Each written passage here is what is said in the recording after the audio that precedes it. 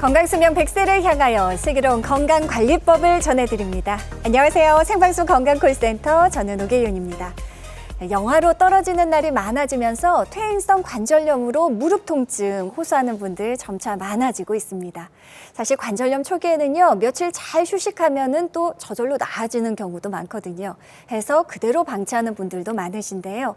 하지만 초기에 잘 치료를 받지 않으면 연골 손상 더욱 악화될 수 있다는 점 꼭 기억하시고요. 적절한 치료 빨리빨리 잘 받으셔야겠습니다. 자, 생방송 건강콜센터 오늘은요, 겨울철 무릎 통증과 퇴행성 관절염 치료에 대해서 알아보려고 합니다. 또 방송 보시면서 여러분들의 건강 고민에 대한 상담해 드릴 텐데요. 무료 전화 통화 이용하시면 됩니다. 퇴행성 관절염 혹은 무릎 통증으로 고생하고 계시는 분들 지금 바로 전화 주십시오. 시청자 참여 방법부터 안내합니다. 네, 여러분들의 무릎 관절 튼튼하게 지켜주실 전문의 모셨습니다. 정형외과 전문의 김상훈 원장님 나와주셨습니다. 원장님 안녕하십니까? 안녕하십니까? 정형외과 전문의 김상훈입니다. 날씨가 많이 추워지면서 관절 통증 호소하시는 분들이 많습니다. 오늘 왜 아픈지 그리고 앞으로 어떻게 치료해야 될지 자세히 설명드리겠습니다. 네, 원장님 잘 부탁드리겠습니다. 자, 오늘 김상훈 원장님과 함께 하시면서 여러분들의 무릎 건강과 관련된 고민 해결 도움 드리겠습니다. 아래 나가고 있는 번호로 지금 바로 전화 주시면 되겠습니다. 자, 우리 몸에 참 많은 관절이 있습니다. 그 가운데도 역시 가장 많은 분들이 호소하는 통증을 호소하는 부위 하면 무릎을 꼽을 수 있을 텐데요. 원장님, 무릎이 아프면 주로 그 어떤 증상들이 나타납니까? 네, 그 무릎 관절에 생길 수 있는 질환의 일반적인 증상들, 공통되는 증상들을 편의상 초기, 중기 그리고 말기로 구분해 보겠습니다. 네.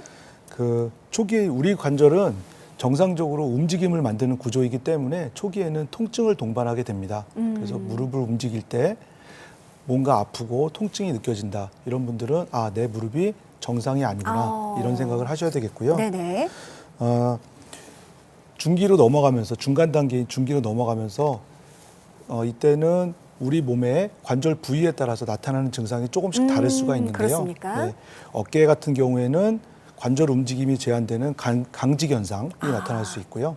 허리 증상의 경우는 하지에 신경 증상이 동반되는 경우가 있을 수 있습니다. 네네. 특징적으로 무릎 관절에는 평상시 쉬면은 괜찮은데 움직이면 무릎이 붓거나 물이 차는 증상이 생길 수 있고 네. 무릎 관절에 주변에 열감이 느껴지고 또는 관절이 다 펴지지 않는 증상 이런 네. 증상들이 있을 수 있겠고요.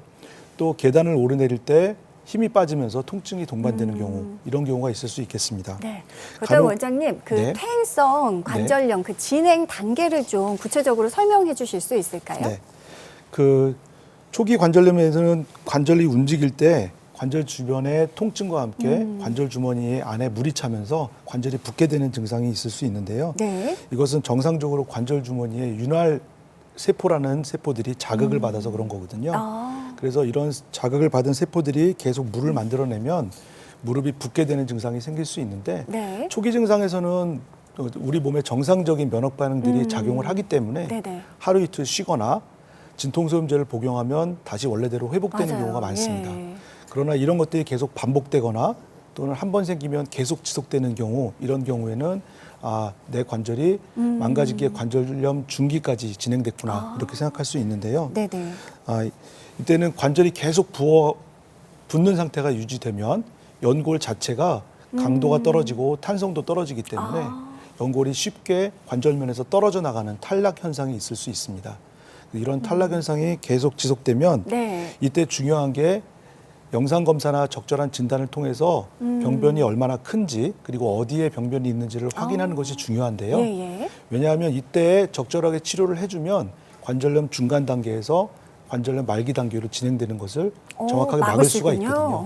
그런데 이때 적절한 시기를 놓치게 되면 떨어진 관절 연골들이 무릎 관절 주머니에서 막 떠다니면서 염증 반응을 유발하기 때문에 염증이 계속 지속되는 그리고 악순환되는 현상이 생길 수 있고 네네. 이 염증 때문에 무릎 뼈가 변형이 되고 관절이 마모되면서 관절 간격도 좁아지고 뼈가 변형되고 결과적으로는 관절 자체가 변형되는 이런 아이고. 상태가 동반될 수 있기 때문에 중기의 치료를 적절하게 치료받는 것이 가장 중요하다고 할 수 있겠습니다. 알겠습니다.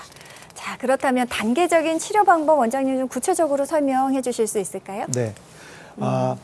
무릎 질환에 생길 수 있는 그 대부분 50대 미만의 초기 관절염 환자에서는 기본적인 보존적인 치료나 또는 간단한 주사 치료로 증상을 조절할 수 있는데요. 네네. 이런 증상이 계속 반복되는 환자분들에서는 관절염 중기까지 진행됐다고 생각할 수 있습니다. 그래서 이때는 비수술적인 치료로 줄기세포 치료나 또는 연골 재생 치료, 증식 주사 치료나 이런 연골 재생 치료를 고려를 해봐야 되겠고, 네. 이런 중기를 넘어서 말기까지 진행된 환자들은 관절 변형이 심해져서 정상적인 보행이 불가능하다고 판단이 되면 인공관절 부분 치환술이나 인공관절 전 치환술 같은 아이고. 수술적인 치료를 예. 반드시 고민을 해야겠습니다. 아마 방송 보시는 많은 분들 궁금하시는 것이 수술은 안 했으면 좋겠다. 그렇죠. 가급적이면 비수술 치료법으로 좀 치료가 잘 됐으면 좋겠다 하실 텐데요. 자, 대표적인 비수술 치료법들. 먼저 주사 치료에 대해서 원장님 알아볼까요? 네. 그 보시는 주사 치료는 여러 종류의 주사 치료 중에 일부분만 저희가 준비를 한 건데요. 네. 크게 두 가지로 나누면 증상을 조절하는 치료, 염증 반응을 조절하는 억제하는 증상을 조절하는 치료가 있을 수 있는데 네. 여기에는 스테로이드 주사, 보통 뼈 주사라고 얘기하는 스테로이드 주사나 히알루론산 주사가 해당이 되겠습니다. 이에 반해서 손상된 연골을 다시 재생시켜주는 목적이 강한 치료에는 PDRN 주사나 또는 증식 주사 치료 이런 것들이 해당되겠는데요. 앞전에 말씀드린 증상을 조절하는 치료에는 그 스테로이드 주사, 히알루론산 주사가 있는데 이런 네네. 것들은 효과는 되게 빨리 나타나지만 지속 시간이 길지 않은 이런 임시적인 치료가 되겠고요. 후자에 말씀드린 PDRN 주사나 증식 주사 치료는 효과는 천천히 나타나지만 그 치료 효과가 오랫동안 지속되는 이런 장점이 있다고 할 수 있겠습니다. 네네. 그러니까 단순히 통증을 일시적으로 완화시키는 것이 아니라 원인을 좀 근본적인 치료가 가능한 것이 역시 증식 주사 치료가 아닌가 합니다. 자, 원장님 그렇다면 이 증식 주사 치료는 구체적으로 어떤 과정을 통해서 진행이 되는지 좀 구체적으로 설명해 주시면 이해가 쉬울 것 같습니다. 네. 증식 주사 치료 과정 설명 부탁드릴게요. 네네. 그 증식 주사 치료는 고농도의 포도당 용액을 관절 주변에 주사를 해서 인위적으로 염증 반응을 유발하는 것입니다. 네. 그래서 이 염증 반응이 유발되면 거기에 따라오는 우리 몸의 정상적인 조직 재생 과정이 동반이 되는데 네. 이 조직 재생 과정을 통해서 손상된 인대나 힘줄들이 다시 튼튼하고 두껍게 재생되도록 해주는 방법인데요. 네네. 다만 주사를 맞으시고 나면 3, 4일 정도는 주사 맞은 부위에 경미한 통증이나 부종이 동반될 수 있는데 그래요. 이건 정상적인 염증 반응이기 때문에 면역 반응이기 때문에 걱정하실 건 아니고요. 네네. 치료 치료 주기는 증상이나 손상 정도에 따라 다를 수 있는데 보통은 일주일 간격으로 3주에서 5주 정도 치료하게 됩니다.